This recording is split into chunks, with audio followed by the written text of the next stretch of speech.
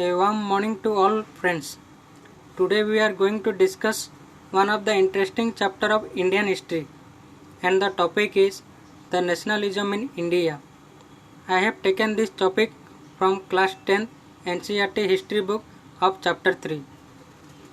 So let's start the topic. Before going to discuss the topic in details, let's see the contents. What are the areas we are going to cover in this topic? The meaning of nationalism, the idea of satyagraha, several satyagraha movements, non-cooperation movement, civil disobedience movement, and lastly the Quit India movement. So let's begin the topic, that is the nationalism in India. What is the meaning of nationalism? What really the nationalism meant? Nationalism is a way of thinking that says that some groups of humans, such as ethnic groups, should be free to rule themselves.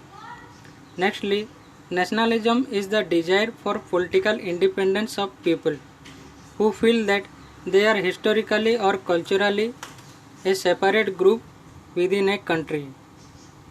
Let's come to next slide. The idea of satyagraha. Mahatma Gandhi returned to India in January 1915. Next, the idea of satyagraha emphasized the power of truth and the need to search for the truth.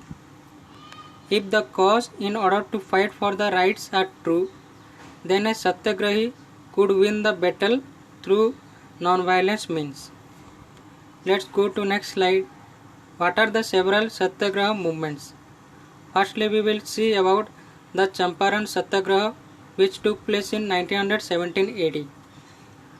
This movement was started by Gandhi against the exploitative indigo plantation system. Next, under this system, the poor farmers were forced to grow indigo and sell it to the company officials on cheap or low prices. Next, the land that has been once cultivated with indigo could not be cultivated with any other crop, which also made the condition of farmers very poor. All these events led to such movement in Bihar. Let's come to next slide. The Kheda peasant struggle of 1918 AD. The Kheda peasant struggle is also known as no tax peasant struggle. The Kheda Satyagraha was started in the Kheda district of Gujarat in the year 1918 by Gandhiji. Gandhiji organized this movement to support the peasants of Kheda district. Next, the peasants of Kheda were unable to pay the high taxes by Britishers due to the crop failure or plague epidemic. Let's move to next slide. Ahmedabad mill strike, which took place in 1918 AD. Gandhiji used satyagraha and hunger strike for the first time during an industrial dispute between the owners and workers of a cotton mill in Ahmedabad. Next, the owners wanted to withdraw the plague bonus to the workers, while the workers were demanding a hike of 35% in their wages. Next, during the peaceful strike which was led by Gandhiji, he underwent a hunger strike. Finally, the Ahmedabad mill strike was successful and the workers were granted the wage hike which they demanded or wanted. Let's go to next slide. The Rowlatt Act, which took place in 1919 AD. This act was introduced by Sir Sidney Rowlatt. This act gave the government enormous powers to repress political activities and allowed detention of political prisoners without trial for about 2 years. It was kind of a black law because it was against the basic human rights. Next, under this act, Dr. Satyapal and Dr. Said Kichlo were arrested.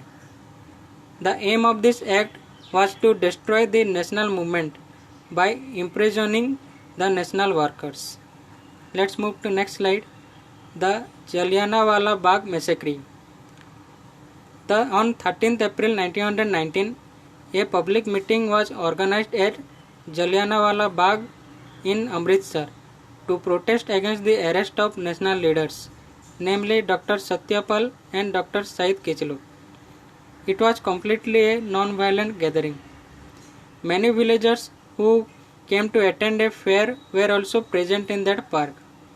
Some of the people present in the park were also pilgrims who were unaware about the martial law that had been passed on that particular day. According to that martial law, not more than 4 people could be seen together. According to the intelligentsia, this law was read out in Punjabi, Hindi, Sindhi, Urdu and English language. But not many people were aware of this, as much of the public came to know about it later. Colonel Dyer reached the meeting place along with the British troops. Without waving the crowd to disperse, he blocked all the entrances. Dyer ordered the troops to start firing towards the people. Next, more than 1,000 people were killed and many were wounded or injured. The people were shot mercilessly, and this incident is called as Jallianwala Bagh massacre. Let's come to the next slide, that is the non-cooperation movement which took place in 1920 AD. The non-cooperation movement was launched in December 1920 by Gandhiji. It was kind of a large-scale mass movement. It attracted common people from all social groups. In this movement, boycott of foreign goods, civil services, courts, legislative councils, army, police and schools were being done. But in February 1922, due to the violent incident which took place in Chori Chora, Gandhiji finally decided to withdraw such non-cooperation movement because Gandhiji was against such violence methods. So come to the next slide, that is the civil disobedience movement which started in 1930 AD. Civil disobedience is the active, professed refusal to obey certain laws or demands of a government. The Dandi March, which took place from 12th March to 6th April, that is about 24 days, started from Sabarmati Ashram to Dandi, which was led by Gandhiji with his 78 volunteers. And the distance from Sabarmati Ashram to Dandi was about 240 miles. On 6th April, Gandhi reached Dandi and ceremonially violated the law, manufacturing salt by boiling the sea water. This marked the beginning of civil disobedience movement. In many places, the peasants refused to pay revenue and the chowkidari taxes. People were also violated the forest laws, foreign cloth was also boycotted and the liquid shops were picketed in this civil disobedience movement. Let's come to the next slide, that is Quit India movement which took place in 1942 AD.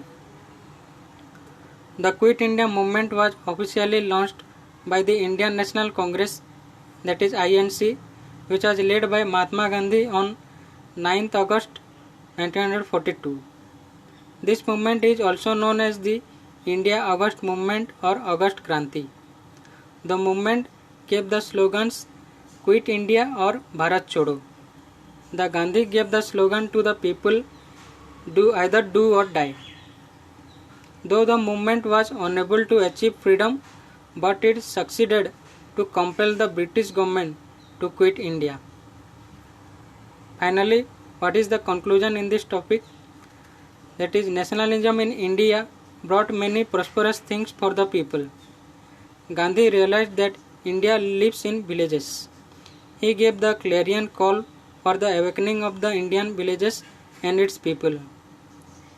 Gandhi was an ardent fighter against the inequality, injustice, violence and all other social evils. Finally, due to Gandhiji's and other leaders' contributions, India successfully got its independence in 15th August 1947 AD.